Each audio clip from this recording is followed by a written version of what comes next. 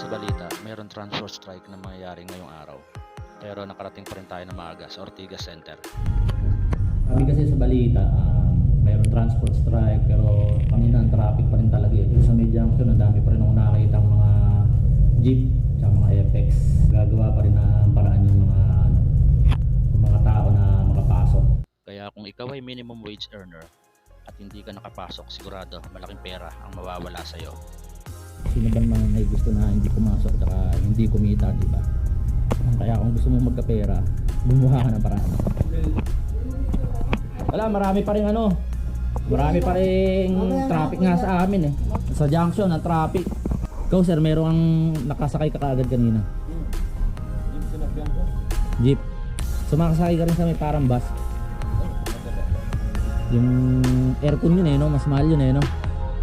Kaya ngayong araw, ipapakita ko sa inyo kung paano dumiskarte upang madagdagan ang ating sahod o ang ating minimum wage. Sa ganitong paraan, baka sakaling makatulong kung sakaling may motor ka. Guys, mapapansin nyo, lagi ko nasa ibang daan, lagi ako nasa kalsada kasi talagang yung trabaho natin sa field. So kung hindi tayo gagawa ng paraan para makasurvive araw-araw, so walang kakainin yung pamilya natin. So yung ginagawa talaga natin, dapat talagang makipagsapalaran ka ng patas. So para yung mga kinikita mo magkasya. So ngayon napabalita kasi na mayroong transport strike. Maraming sasakyan na pampubliko ang hindi babiyahe ngayong araw, no?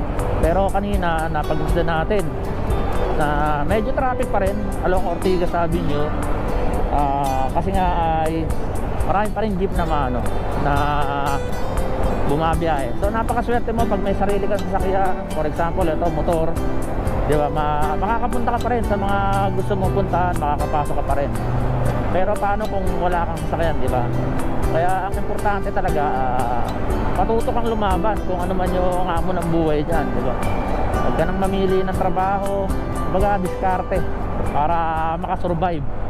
Iba-iba ang paraan natin upang maituguyod natin ang ating pamilya. Iba-iba ang diskarte ng bawat tao. Kung sakaling anuman ang meron ka, dapat pagpahalagan mo at dapat ingatan mo. Dahil doon lang tayo aasenso at doon lang tayo titibay talaga. Boss, pa-receive Abacus. Saan ako dito? Dito na sa. Thank you. So kaya ang target talaga natin araw-araw ay mahigitan natin yung minimum wage na ibinibigay sa atin ng mga kumpanya para makasurvive. Kung tutusin, hindi talaga kakasya guys. Kung meron kang pinag-aaral na anak, lalo na sa akin ay meron akong pinag-aaral na grade 11. Kung tutusin, ano na siya, college na siya.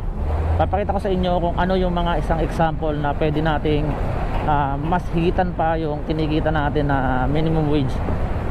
Bukod dito sa kinikita natin na sa trabaho sa isang kumpanya, meron pa akong isang diskarte. Total, nagtatrabaho naman tayo dito sa labas. So papakita ko sa inyo kung paano ko nahihigitan at napagkakasya yung kita natin sa isang araw.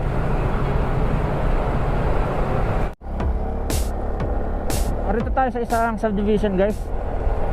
Pupunta tayo rito para mangoleksyon tsaka mag-deliver ng dokumento, no? Isa to sa mga ginagawa natin sa trabaho natin. Ikot-ikot tayo, nakakalabas tayo lagi. Tsaka masarap ang trabaho ganito, wala kang boss, wala kang iniisip na na mag-uutos sa'yo. Pera na nga lang, kailangan sundin mo yung mga obligasyon mo sa sa kumpanya habang nasa labas ka, di ba?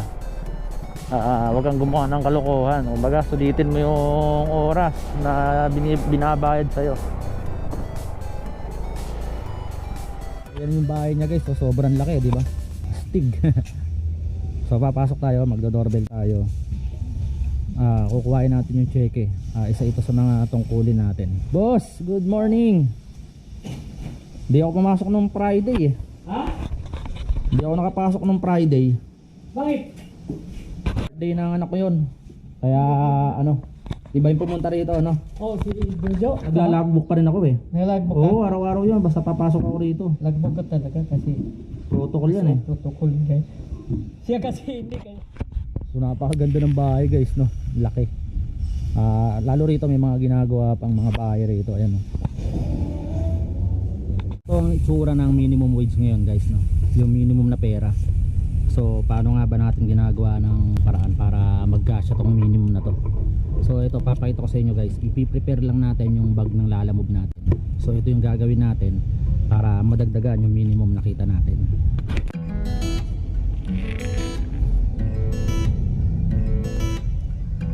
Prepare na natin yung bag natin, no? So mamaya kukuha tayo ng order. Tapos update ko kayo kung makakailan tayo ngayon. Ito yung pandagdag na rin natin sa kita natin ngayong araw. Papunta ako ngayon sa unang booking natin sa Lalamove. Kukunin natin ang items dito lamang sa Sevierville Avenue sa Loyola Heights, Quezon City. Ito yung lugar na madalas na makakuha ka ng maraming booking dahil ito ang mga tambahan din ng mga ibang rider ng Lalamove, Grab at saka Move It. Meron na tayong nakuha na first booking natin, guys. Papunta ito ng Maynila, tapos kukuhain lang natin dito sa may number 19, Sevierville Avenue. So 1 kilometro lang halos yung layo.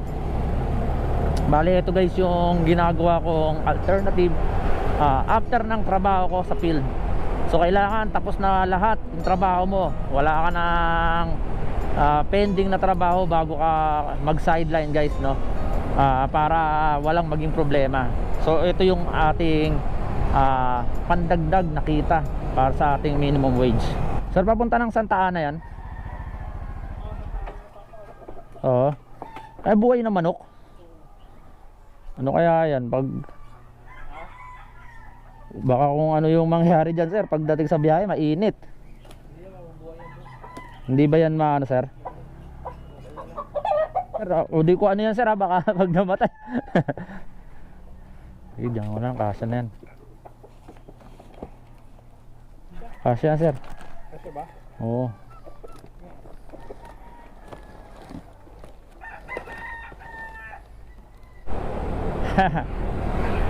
So guys, nakakuha nating pick-up na Lalamove buhay na manok.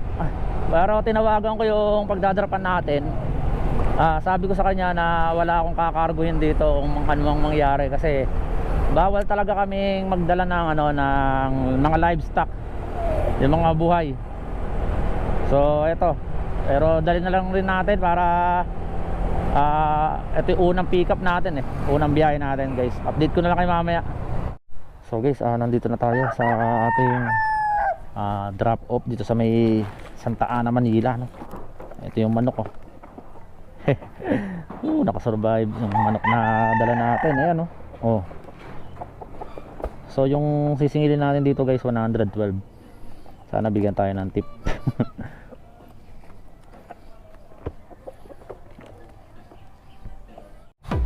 So okay, guys, meron na tayo ulit nakakuha na pangalawang booking, no? Puntahan na natin to. Tapos yung biyahe naman ito ay papunta ng Santa Mesa Heights. So tara na, guys. Okay lang po itong pa-receive sa security guard na sana. Sige. Sige po. Thank you, kuya.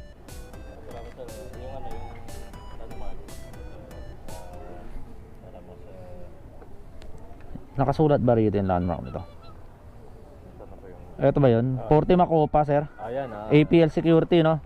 yan. Yung Sige. gate nun, naroon mismo nakalagay yung number 40. Oo. Sige, sir. Kapag nakasara, kakuhin mo na lang. Sige. Thank you, sir. So nakuha na natin tong dokumento, guys. For only 8 kilometers, no? Dadali natin to sa dadali natin to sa mga Santa Mesa Heights. Binayaran tayo ng 103.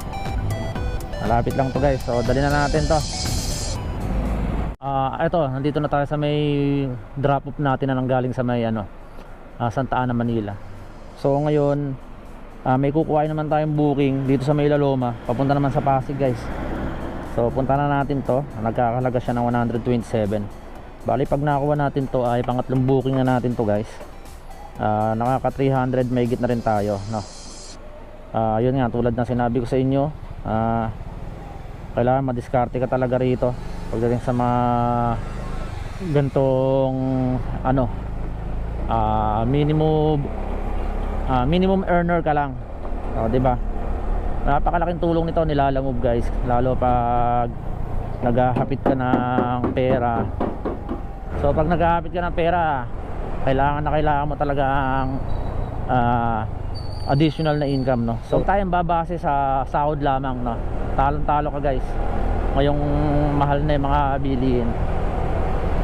So mamaya na lang ulit guys pag nasa pick up na tayo. So okay guys, ito yung ano natin, no? Pangatlong pick up, pangatlong booking, no? Rin natin sa may Pasig to. So maghahanap tayo ng ano, pan double book para may kasabay. So guys, hindi pa tayo nakakalayo, mayroon na tayo nakakuhang ano, pan double book, papunta rin ng San Antonio Village dito sa may Pasig, no? Bali magkalapit lang to yung drop off natin na unang na pick up tsaka itong pangalawa. So ito ay paid by Lalamove kasi wala na rin tayong laman sa wallet. So okay na okay to, same way, no guys. Kunin na rin natin 1.9 kilometers, medyo may kalayuan. Okay guys, nandito na tayo sa ating pickup. Tawagan na lang natin. Ito na ata. Sir, Lalamove. Sakto dating. Christian Izon sir, nasa may Pasig po, no? Okay, thank you. One Corporate Center sir. Tapos tawagan ko na lang, no? Sige po, thank you. Okay, ito lang ang tapadala, oh. So saktong sakto, papunta sa pabalik sa opisina guys. Ihatid muna natin yung etong isa na to, sunod natin itong One Corporate, di ba? Okay, so let's get doon na tayo. Punta muna tayo ng Alexandra and then etong One Corporate. So okay, for only 13 kilometers, no?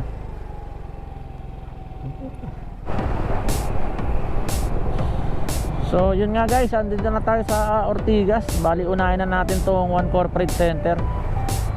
Dito lang yan sa may Meralco, corner ng Julio Vargas. So nandito na tayo sa may Ortigas Avenue guys, no? Malapit na to.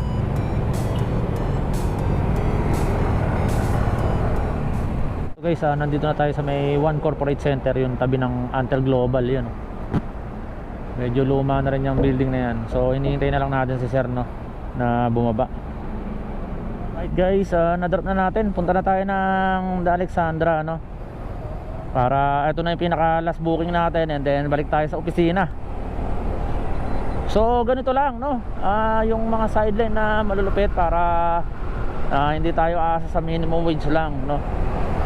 Talagang pang mabilis ang pera dito natin makukuha kay Lalamove. Medyo mababa yung fare pero malaking tulong na rin. So okay guys, nandito na tayo sa loob ng The Alexandria. Bali ito, madideliver na natin. Ito na siguro yung pinaka last na drop off natin, no?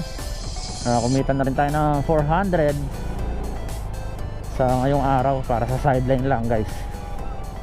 So ito, baka ipaiwan na lang to ng guard eh.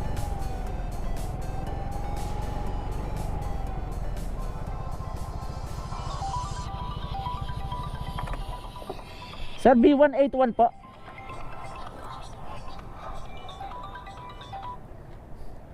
Ito na ang pinakahuling booking natin. Umabot din ng 400 mahigit ang nakuha natin. Kaya malaking bagay na din ito at malaking tulong na rin. Bali naka 400 mahigit din tayo, no?